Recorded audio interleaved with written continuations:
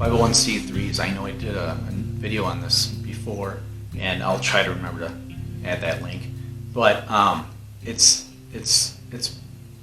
becoming more and more abundant or factual to me to see a big reason most churches, most pastors, most priests, most ministers, most whatever, don't talk about money and inflation to their people, or if they're in front of the congregation and they're given a sermon or whatever it is, they don't talk that. They don't talk about the money system, the inflation, the taxes, the theft of what actually and really is going on, and what real money is. And is that their job? I don't know.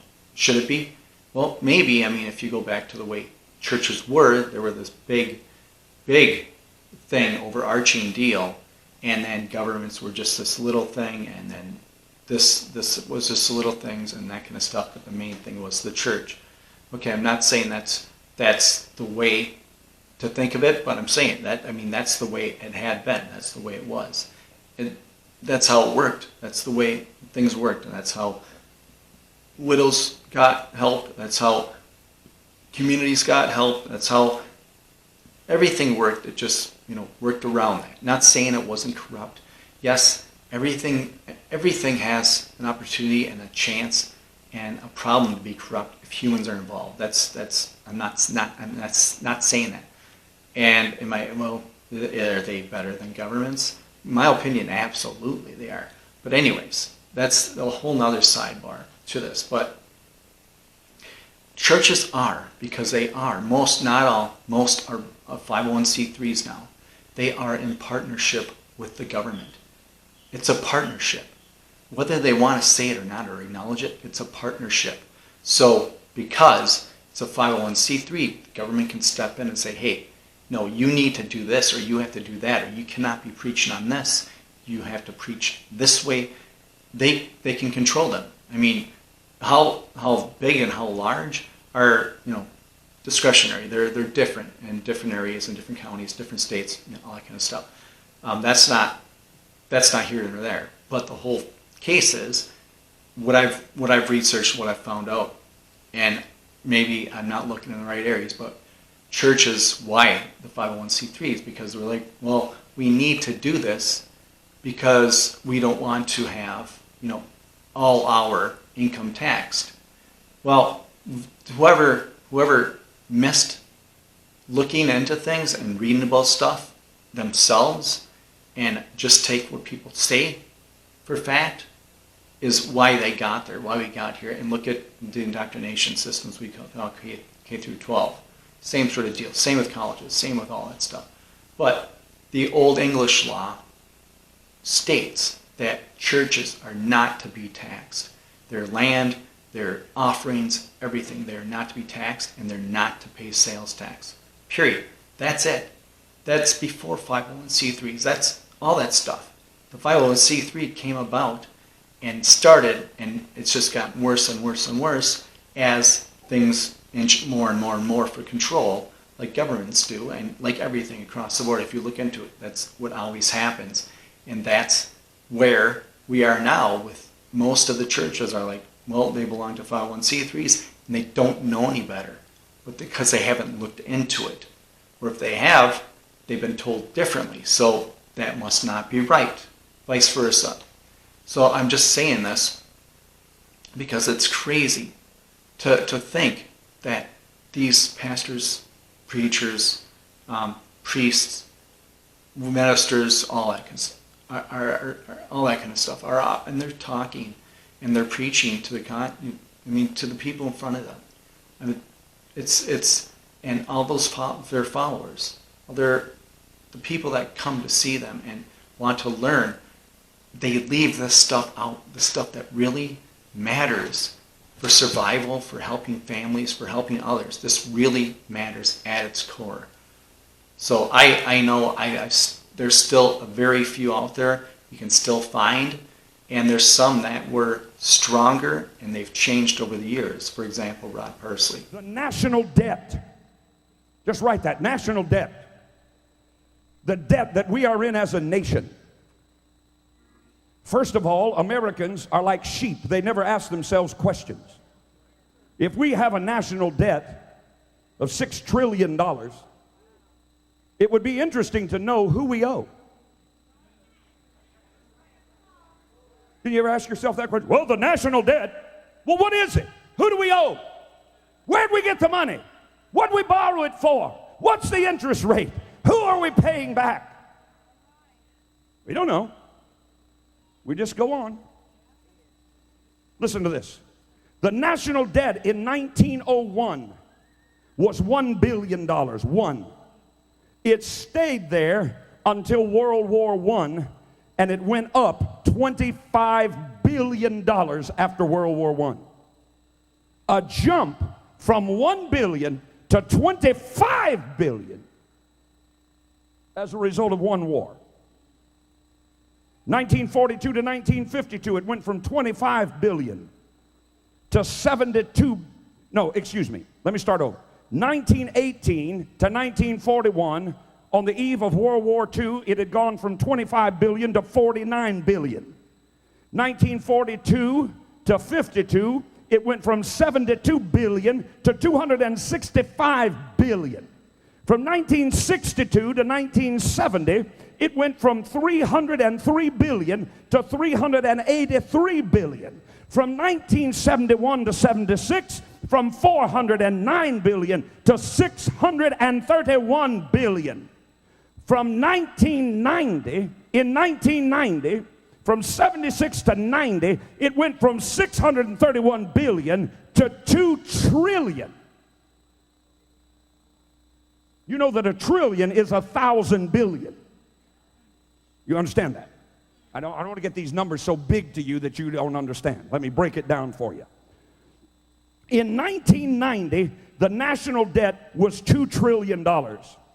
As of today, you have to get it every day. As of today, it's 6 trillion from 2 trillion.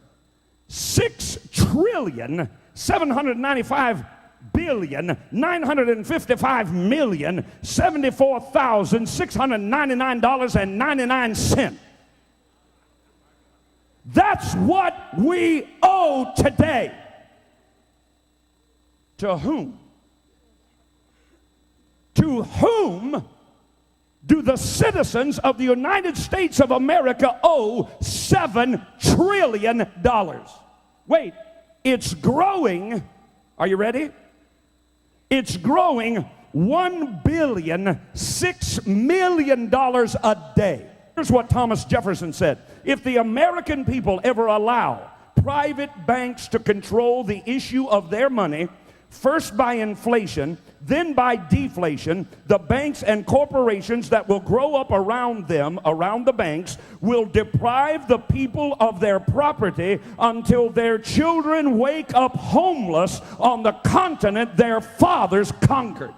Do you know right now, if we got together as the American people and we sold every building and every square inch of American soil for the total amount of its worth, we would have to pay back that America and 2 more. The third form is economic conquest. Place the people under tribute with no visible force, no marching army, no guns, no police. The founding fathers in Article 1 of the United States Constitution wrote, Congress alone shall have the power to coin and regulate money and the value thereof, because only Congress is subject to the vote of the people. The thing man can create is money. To create means to make something out of nothing. Anybody notice that these 2 pieces of paper are the same size? Do you notice that they have the same amount of ink on them? Do you notice that they're made out of the same virtually worthless stuff? It's paper. Did you get it? It's paper. When we create money, we have created an instrument of value that has no value of its own. And it's just as expensive or inexpensive to print the 20 as it is to print the 1. I'm here to prove to you that bankers, especially in the Federal Reserve System, make multiplied trillions of dollars and never create one thing of value. An automaker might make 1 or 2% profit. A builder might make 10% profit. But the printers of money have no limit to the amount of money they can create and the wealth that they can create for themselves. The bankers decided no more money for you. I just told you what started the Great Depression. Let me tell you what ended it. World War II. And all of a sudden, the same banks that said no money for farms, no money for food, put people in soup lines, no money for commerce, no money for railroads, no money for roads, no money, no money. All of a sudden said, war? And all of a sudden, factories that were closed down began to work 3 shifts. Where'd the money come from? The same pockets that refused to give it before. Because they decide when it will be printed, how much will be printed, and how much usury or interest will be paid. Not the federal government. The federal government has no say in it.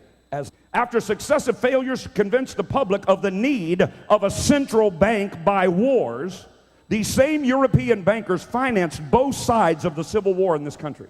They decided they would artificially create, listen to me, recessions, depressions, inflations, and panics.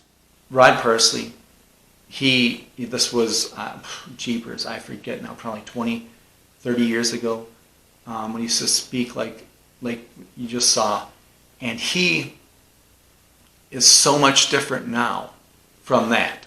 I mean, he's still, in my opinion, in what I've seen, still touches on stuff for the most part like this, but not as in your face and fine-tuned when he's speaking to people as he was then.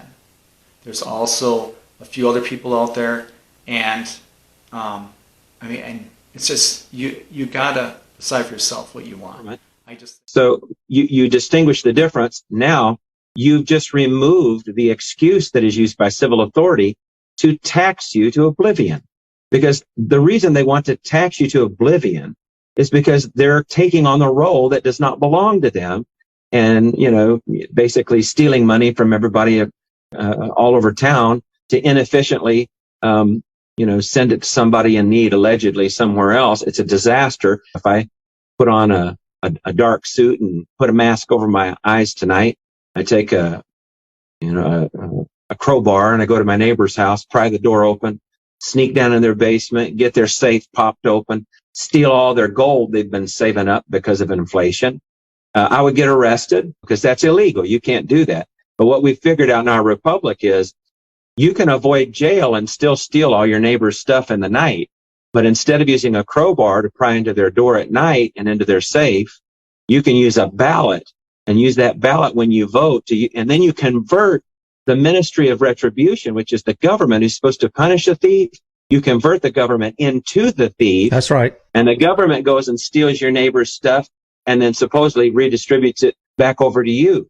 And that's how socialists think. So they're thieves. Socialism is antithetical with all biblical law because socialism is ultimately theft by armed thugs. I believe that any government that taxes its people equal to 10% or more is mathematically attempting to replace God and usurp his authority. They believe they're equal or greater than God, and that's a socialist tendency that must be stopped. So the power to tax is ultimately the power to destroy, if it's unlimited. You cannot give any government unlimited power to tax because governments don't create wealth. They're just a giant leech. So everything that they take, they have to have a host. I mean, if you were a leech, you exist, you thrive by sucking blood off of something, right? And a government is a gigantic parasite, economically speaking. It will suck the blood out of you so fast, it'll kill you. And that's what you're dealing with unlimited power to tax. Governments become so big and so destructive that they destroy business, they destroy innovation, they destroy incentive. And that's exactly what Marxism proposes. So, because our nation has been really ransacked by these humanists. No one, as an individual American citizen, I'm sitting in my own house right now. This was built in 1890 by Civil War veterans. It's an old stone, cold stone mansion. It's about 0 degrees outside that window right there. But I have to be honest, I do not literally own this. Now, we say I do, paid for, got my name on the sheet, but I'm going to tell you why I don't own my house, you don't own yours, and nobody in this country really owns their home. The reason why is because of property taxes. Because property taxes, when you say I own this, but I got to pay my property taxes, they're playing with the meanings of words. And we've been conditioned to think that we own it, but we don't own it. Because you know what that's called? It's called renting. When you have to pay a tax for your property, that just means you're paying rent to the real owner of the land. Now, if you think about what renting is, let's say you go rent a car and you agree, I'm going to pay you this much. What happens if you stop paying them? They'll come find the car and they'll take it away from you and say, this isn't your car. You quit paying us. You can't have the car anymore, right? Well, that's what they do with your property. If you don't pay your property tax, let's say you're 85 years old, you can't work anymore.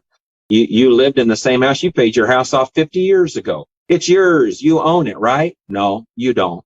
Because if you don't keep paying them their rent that they call property tax, they'll move you out of your house, take your whole property, put it up for sale on the tax sheet down in the county, and let the bidders come in and take your property away from you, and everything that you earn, everything that you own. So none of us own anything anymore. And I'm telling you that our founding fathers are spinning in their graves. I just think it needs to be part of the church for the people to see and be aware of, because they're not getting it from everyone else, and they're not going out and seeking for it, searching for it. Anyways, if you like this, like, share, subscribe. Thank you for watching, and as always, stay vigilant, protect yourself, protect your family, protect your health, and protect your wealth.